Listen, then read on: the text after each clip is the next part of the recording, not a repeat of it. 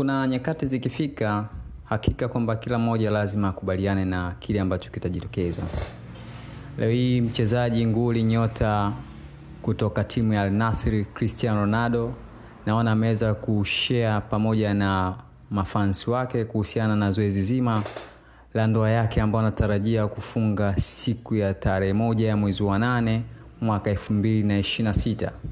Cristiano Ronaldo anakwenda kumoa mke wake mpya ambaye anaitwa Regina Rodriguez. Regina ambaye kwa sasa wameweza kuwa na mahusiano na Cristiano Ronaldo kwa kipindi kirefu. Cristiano Ronaldo katika mahusiano yake ameweza kuwa na wanawake wengi sana ambao walibahatika kuwa nao katika kipindi hicho. Na pia aliweza kubahatika kuwa na watoto 5, 2 wa kiume na 3 wa kike. Katika mahusiano yake yote hayo yalikuwa na changamoto mbalimbali licha ya kuwa star. Pia aliweza kuvumilia na kuweza kuwa na consistency nzuri ya mahusiano katika kipindi chote cha mahusiano alipokuwa akicheza soka lake la kulipwa.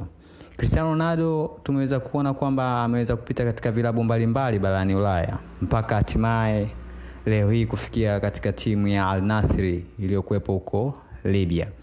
Cristiano Ronaldo huyu ameweza kuwa nyota nguli sana katika duniani, maana ana followers wengi sana ambao wanajaribu kufuatilia lifestyle lake, na hata kwa taarifa hii ambao amejaribu kuweza kutupostia kwa ajili ya kuweza kushare kwa pamoja, imeweza kustua na kusisimua kwa namna fulani ya tofauti.